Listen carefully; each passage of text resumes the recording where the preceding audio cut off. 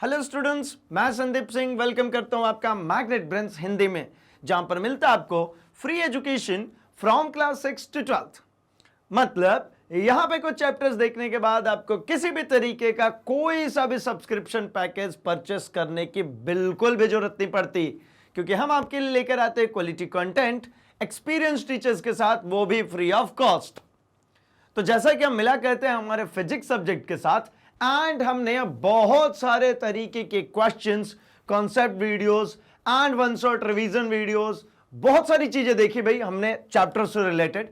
अब हम आ गए इस विद्युत चैप्टर नंबर 12 के मूल्य परक प्रश्नों के ऊपर, वैल्यू बेस्ड क्वेश्चंस के ऊपर। अभी के समय पे ये क्वेश्चंस थोड़े से ज्यादा ही हाईलाइटेड कह सकते हैं भाई, ज्यादातर पूछ लिए जा रहे हैं, क्योंकि यहां पर एक पैसेज के फॉर्म में क्वेश्चंस आता है, उससे रिलेटेड क्वेश्चंस दिए जाते हैं, वहां पे कुछ नैतिक शिक्षा युक्त बातें भी की जाती हैं। मतलब एक क्वेश्चन ऐसा भी होता है एंड दो क्वेश्चन जो आपको मिलेंगे वो डिट्टो, मतलब जो आपको पैराग्राफ दिया जाएगा उसके अकॉर्डिंगली क्वेश्चंस पूछ लिए जाएंगे। तो चलिए भाई इसको शुरू करते हैं हम हमारे विद्युत चैप्टर्स को, और इसके अंदर देखते हैं हम अपने वैल्यू बेस्ड क्वेश्चन को। तो पहला जो क्वेश्चन है हमारा वो ये है, एक पैरा, जैसे कि मैंने आपको कमेंट किया कि विभा की मां खाना बना रही थी। विभा ने देखा कि वह एक ही सॉकेट में माइक्रोवेव, विद्युत चूल्हा, विद्युत हीटर, सभी तीनों साधित्रों को जोड़ दिया। क्या क्या है भाई, उन्होंने एक ही सॉकेट में तीन तीन चीजें चला रहे हैं, और ये तीनों चीज क्या क्या है, तो पहला है माइक्रोवेव, अगला अगर आप देख पा रहे हैं तो यहां पर क्या है भाई, विद्युत चूल्हा, और अगला जो है वो है विद्युत हीटर। अगर आप समझ पा रहे हैं तो ये तीनों ही चीजें बहुत ज्यादा पावर कंज्यूम करती है। अगर एक ही सॉकेट में इतनी ज्यादा पावर कंजम्पशन स्टार्ट कर देंगे तो क्या होगा, इसी पर आधारित क्वेश्चंस होंगे हमारे सामने। कह रहे हैं कि सभी तीनों साधित्रों को जोड़ रही है, यह देखकर उसने तुरंत स्विच ऑफ किया। किसने? विभा ने। तथा प्लग को अलग अलग स्थानों पर जोड़ा। फिर इसके बाद क्या किया, वो स्विच को ऑफ किया। वो जो तीनों एक ही सॉकेट में लगे थे उन तीनों को उठा करके तीन अलग अलग सॉकेट में लगाया। ऐसा करके क्या कर लिया उसने, तो देखिए क्या होता यदि एक ही सॉकेट से सभी साधित्रों को जोड़ दिया जाता। किसी साधित्र की शक्ति क्या होती है, जो मैं कह रहा हूं ना कि ये सभी पावरफुल यूनिट्स लगे हुए थे, ज्यादा पावर कंजम्पशन होते हैं इनमें, तो क्या होता भाई, शक्ति क्या होती है, पावर कंजम्पशन क्या होती है। और इस प्रश्न में विभा द्वारा दर्शाए गए मूल्य क्या है, विभा ने आखिर किस चीज का परिचय दिया। तो इन तीनों क्वेश्चंस के आंसर करते हैं। दो क्वेश्चन आपको दिख रहे हैं बिल्कुल इस कॉन्सेप्ट पे बेस्ड, इस पैराग्राफ पे बेस्ड, एंड थर्ड वन जिसकी हम बात कर रहे हैं वैल्यू बेस्ड, मूल्य परक, उसकी बात करेंगे। तो चलिए ना आंसर शुरू करते हैं हम इसकी। तो सबसे फर्स्ट जो बात करें, क्या होता यदि एक ही सॉकेट में ये सभी तीनों साधित्र जोड़ दिए जाते हैं। देखिए तीनों को एक में ही कनेक्ट कर दिया, बहुत ज्यादा पावर कंजम्पशन अगर होगा तो वहां अति भारण हो जाएगी, और अति भारण होगी तो शॉर्ट सर्किट हो जाएगा। अति भारण का मतलब आप समझिए ऐसा, ये एक वायर है, ये पॉजिटिव मतलब लाइव, और ये हो गया हमारा न्यूट्रल। सी हम ग्राउंड भी रख लेते भाई, ये हो गया ग्राउंड। अच्छा इसको ऊपर कनेक्ट करता हूं मैं, ये हो गया हमारा ग्राउंड, ये यहां पे कनेक्टेड है, ये हमारा एक यहां पे कनेक्टेड है, एंड जो लाइव है वो यहां पे कनेक्टेड है। ऐसा ही होता है भाई, हमारा जो प्लग के लिए जो सॉकेट होती है वो इसी तरीके की होती है, इंटरनली ऐसी होती है, बाहर साइड से इस तरीके से दिख रहा होता है। कैसा, ये आपको इस तरीके से दिखता है, एक ऐसा है, ऐसा, और यही तीनों चीजों को मैंने कनेक्ट किया। मतलब यहां से जो आ रहा है ये लाइव वायर है, ये न्यूट्रल वायर है, ठीक है, नेगेटिव वाला, और ये जो है ये क्या है भाई, ये ग्राउंड वायर है। अब क्या होगा, अगर इसी जगह से इन तीनों चारों चीजों को ज्वाइन कर दिया तो ये जो वायर है इसके अंदर से जो करंट की वैल्यू है उसकी डिमांड बढ़ाते जा रहे हैं। ज्यादा करंट डिमांड करेंगे तो इसमें बहुत ज्यादा करंट आने की वजह से क्या हो सकता है भाई, इस वायर का टेम्परेचर बढ़ सकता है, पिघल सकता है, शॉर्ट सर्किट जिसको कह रहे भाई, शॉर्ट सर्किट हो सकता है, ठीक है ना। क्यों? क्योंकि यहां से आपने एनर्जी डिमांड ज्यादा कर दी, ज्यादा शक्ति यूटिलाइज करना शुरू कर दिया। अब कह रहे हैं ये शक्ति एक्चुअली है क्या, तो चल रहे शक्ति को भी साथ में लेकर के चलते ताकि और आसान हो जाए समझना। शक्तिशाली के लिए हमने बात करी भाई, हमारी सोसाइटी में जो शक्तिशाली आदमी होता है उसको हम कहते हैं वीआईपी आदमी है। वीआईपी का मतलब क्या भाई, तो ये है, पढ़िए उल्टा, V I equals to P, मतलब पावर इज इक्वल्स टू क्या हो गया, तो ये हमारा करंट इनटू कौन सा करंट भाई, electric current into electric potential, electric current into electric potential. ठीक है, ये होता है हमारा पावर कंजम्पशन, ये होती है हमारी शक्ति। अब क्या कर रहे हैं भाई, आपने एक साधित्र लगाया तो वहां पे एक रेजिस्टेंस के अलोंग हमें एक पोटेंशियल डिफरेंस देखने को मिला। आपने इन्हीं के क्रॉस एक दूसरा रेजिस्टेंस लगा दिया। देखिए ये जो साधित्र अल्टीमेटली प्रतिरोधी तो है, इन सबको जब आप पैरेलल में कनेक्ट करेंगे तो होगा क्या भाई, पोटेंशियल डिफरेंस तो उतना ही बना रहेगा, लेकिन इसके अंदर जो करंट आ रहा था वो डिस्ट्रीब्यूट होने लगेंगे सभी के ऊपर, और जो पावर होता है वो करंट इनटू पोटेंशियल का प्रोडक्ट होता है। तो बहुत ज्यादा डिमांड की वजह से यहां पे पिघलना शुरू हो जाएगा, अतिभारण हो जाएगा, जिसकी वजह से फ्यूज जल सकता है। ठीक है, फ्यूज जलना तो कोई टफ टिपिकल काम नहीं, ठीक है भाई, फ्यूज जलने के लिए लगाया था, लेकिन ये वायर पिघल गया तो बहुत सारा दिक्कत हो जाएगा। जब इसको 3 अलग अलग जगह कनेक्ट करेंगे तो भाई इस पे लोड नहीं बढ़ेगा। ठीक है ना, आइए चलिए जरा इसके आंसर की हम बात करें। तो भाई देखिए पहला जो है उसके अकॉर्डिंगली क्या हो रहा है, यदि एक ही सॉकेट से अधिक विद्युतीय साधित्रों को संयोजित किया जाता है तो भैया ओवरलोडिंग होती है, अति भारण होती है, ज्यादा उसके जरिए आपने यूटिलाइज करना शुरू कर दिया, जिसके कारण लघु पतन हो जाता है और आग लग जाती है तथा साधित्र भी खराब हो जाते हैं। भाई शॉर्ट सर्किट होगी, आग लगेगा, जो आपने यूज करने के लिए लगाया था वहां पे क्या हीटर, माइक्रोवेव और चूल्हा वो जल जाएंगे भाई, खराब हो जाएंगे, तो सब नुकसान ही है। होता क्या भाई, तो किसी साधित्र द्वारा एकांक समय में उपभुक्त विद्युत ऊर्जा उस साधित्र की शक्ति कहलाती है। एक समय में कितनी शक्ति का कितनी ऊर्जा का उपयोग उसने किया, इसी चीज को हम कहते हैं क्या भाई, इसी चीज को हम कहते हैं शक्ति। ठीक है, अच्छा आगे अगर और बात करें तो विभा ने यहां पर क्या मूल्य दर्शाया, मतलब अगर उसने सॉकेट को निकाल करके 3 अलग अलग जगह लगा दिया, इसका मतलब क्या, तो भाई उसको पता है, उसको इस बात की जानकारी है कि अगर एक ही जगह लगाएंगे तो अतिभारण हो सकता है, हमारे जो एपरेटस है वो खराब हो सकते हैं, आग लग सकती है। तो इसकी जानकारी होने के कारण ही उसने निकाला, 3 अलग अलग जगह पे उन सॉकेट्स को लगाया और वो अतिभारण की कंडीशन, शॉर्ट सर्किट की कंडीशन से उसने बचा लिया। तो क्या किया, विभा द्वारा दर्शाए गए मूल्य जो है वो है सतेजता, जिम्मेदारी पूर्ण व्यवहार। ठीक है ना, एक ही जगह पे लगा दिया गया था तो भैया दिक्कत की बात थी, अलग अलग लगाया, एक जिम्मेदारी मतलब क्या भाई, तो उसको समझ है, इसलिए वो ये जिम्मेदारी निभा पा रही है। ठीक है, बढ़ता हूं मैं अपने अगले क्वेश्चन की तरफ, क्वेश्चन नंबर 2 पर। क्वेश्चन नंबर 2 में कह रहे हैं कि इकबाल किसी छोटे शहर में रहता था। ठीक है, वह कक्षा 10 के विज्ञान संकाय में पढ़ता है। मतलब जो इकबाल है बहुत छोटे से शहर में, छोटा शहर कहने का मतलब कि लिमिटेड साधन है, और 10th क्लास का भैया स्टूडेंट है। उसने अवलोकन किया कि विद्युत परिपथ में लगे फ्यूज बार बार उड़ जा रहे हैं। भाई जब जब वो फ्यूज लगा रहा है उड़ जा रहा है, फ्यूज लगा रहा है उड़ जा रहा है। फिर उसके मन में अचानक एक विचार आया और उसने सभी उपकरणों को बंद कर दिया, एक साथ सभी उपकरणों को बंद कर दिया घर में। अब क्या करना शुरू किया, तो अब वो बारी बारी से एक एक को ऑन किया। फलस्वरूप उसने खराब साधित्र की पहचान कर ली। इस तरह फ्यूज स्थायी हो गया, अब फ्यूज नहीं चल रहा। देखिए समझिए, एक साथ सारे अप्लायंसेस चल रहे हैं, अब कहां पे अतिभारण हो रहा है जिसके कारण वो फ्यूज बार बार जल रही है, कैसे पता चलेगा, क्योंकि घर में एक साथ तो बहुत सारे अप्लायंसेस लगे होते हैं भाई। ठीक है ना, तो क्या किया कि एक एक करके, मतलब सबसे पहले सबको बंद कर दीजिए, सारे स्विच ऑफ हो गए, अब एक एक करके स्विच ऑन कर रहे हैं। तो पहले मान के चलिए फैन ऑन किया तो देखा यार फ्यूज नहीं जल रहा, बच गया, तो मतलब फैन बिल्कुल करेक्ट है, इसमें कोई तकलीफ नहीं। बल्ब ऑन किया, फिर पता चला यार अभी भी फ्यूज बच गया, कोई दिक्कत नहीं है। फिर उसने हीटर ऑन किया, उसमें भी देखा कोई दिक्कत नहीं है। लेकिन जैसे ही उसने आयरन को ऑन किया तो वो पाया कि आयरन के ऑन होते के साथ ही क्या हो रहा है भाई, तो आयरन जैसे ही ऑन किया फ्यूज उड़ गया। अब आयरन ऑन होने से जब फ्यूज उड़ गया तो पता चला उसको कि भैया हो ना हो जो समस्या है वो इस आयरन में है, मतलब आयरन जिस सॉकेट से कनेक्टेड है उसमें है, यानी आइडेंटिफाई हो गया या तो आयरन में प्रॉब्लम है या फिर उस सॉकेट में प्रॉब्लम है। अब उसने क्या किया भाई, इसको फिक्स किया, इस प्रॉब्लम को सॉल्व किया। अब अगली बार देखा तो भैया अब स्विच ऑन करके बाकी साधित्रों को, तो अब फ्यूज नहीं उड़ रहा, मतलब फ्यूज जो है वो स्थायी हो गया, रुक गया।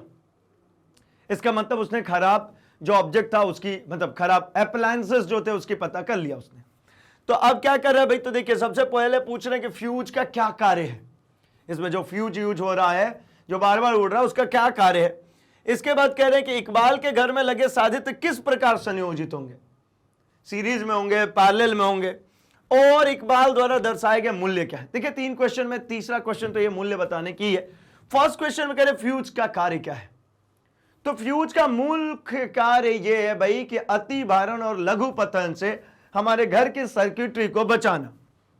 क्या करते हैं, जैसे ही हमारे घर में ये कनेक्शन आता है, हम जो पॉजिटिव टर्मिनल्स जो चल के आती है, जिसको लाइव वायर कहते हैं, इसके जरिए करंट जारी है और घर में ये बहुत सारे अप्लायंसेस ऐसे कनेक्टेड है, ये कनेक्टेड है, और भी कुछ है वो भी कनेक्टेड है, और भी कुछ है। मान लीजिए 3 अप्लायंसेस मैंने ए बी सी कनेक्ट कर दिया और तीनों को से कनेक्ट करते हैं, तो हमेशा ही पैरेलल में कनेक्ट करते हैं, क्योंकि पैरेलल में पोटेंशियल का ड्रॉप नहीं होता है।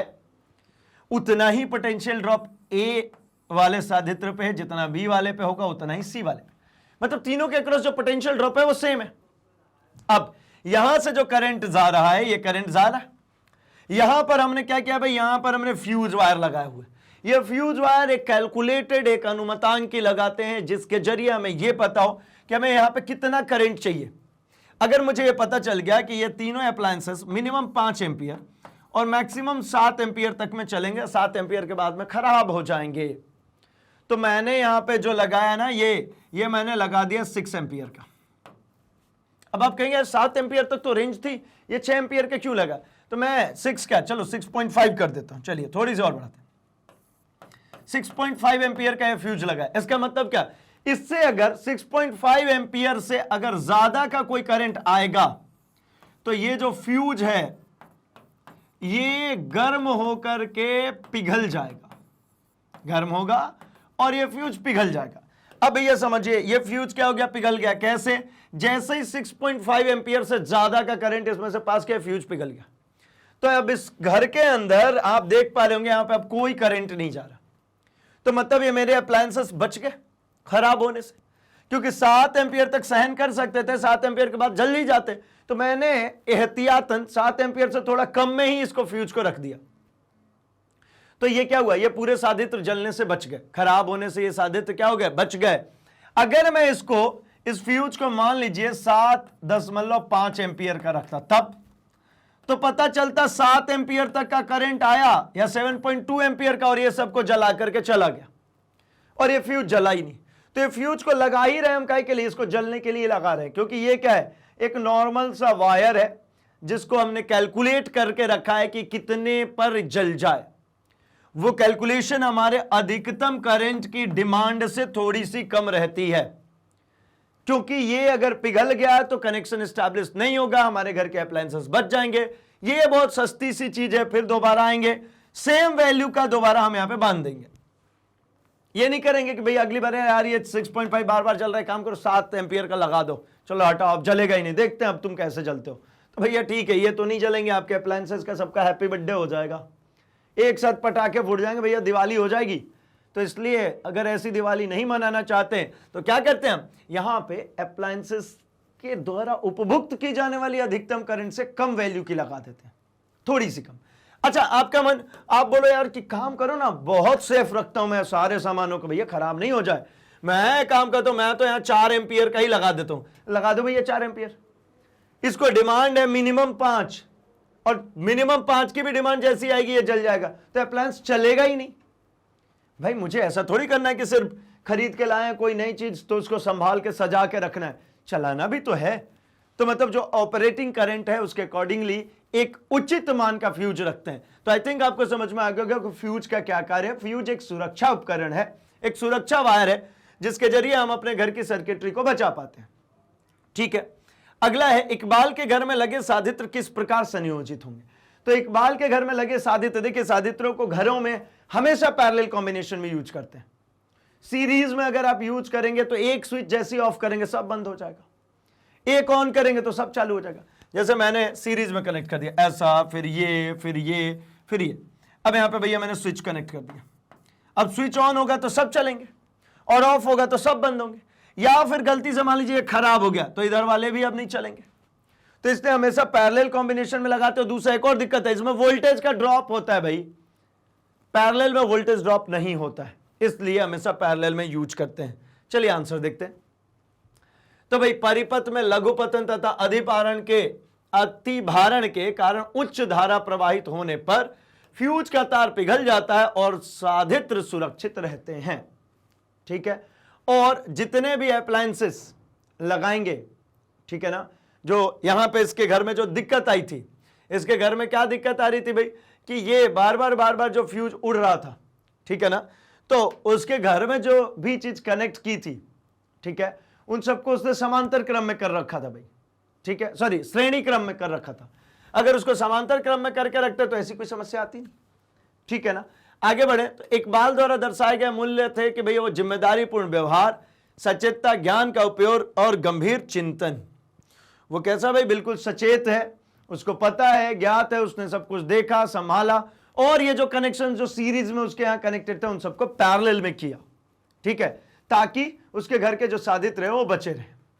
आगे बढ़ते हैं हम अपने एक और क्वेश्चन की तरफ, हमारे थर्ड क्वेश्चन की तरफ। यहां पे कह रहे हैं कि अब मानस कक्षा 10th का छात्र है।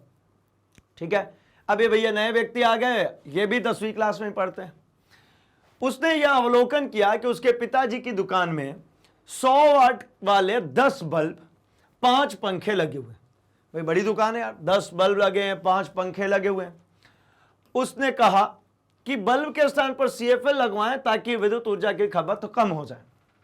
अब देखिए भाई, आपके पास लॉजिक है, आप पढ़े लिखे हैं, आप समझदार हैं, तो आप सजेशंस देंगे तो पिताजी मानेंगे। और अपन ठहरे जिम्मेदार नागरिक, कौन सी जिम्मेदारी भाई, तो वो वाली जिम्मेदारी जिसमें कि मार्कशीट में बिल्कुल मिनिमम नंबर आते हैं, कुछ भी लॉजिक्स दे ही नहीं पाते हैं। तो जैसे ही पिताजी के सामने ये लेकर के जाएंगे आप प्रोजेक्ट कि भैया CFL लगवा लीजिए इसको हटा के, तो पहले तो पिताजी आपका तबीयत खुश कर देंगे। क्यों खुश कर देंगे भैया, क्योंकि आप उनको कन्विंस ही नहीं कर पाओगे। वो तो सिंपली कहेंगे भाई इतने सालों से मैं यही पंखे और यही बल्ब लगाते आया हूं, तुम आकर के बता रहे हो इससे थोड़ी हो जाएगा, कुछ नहीं होगा।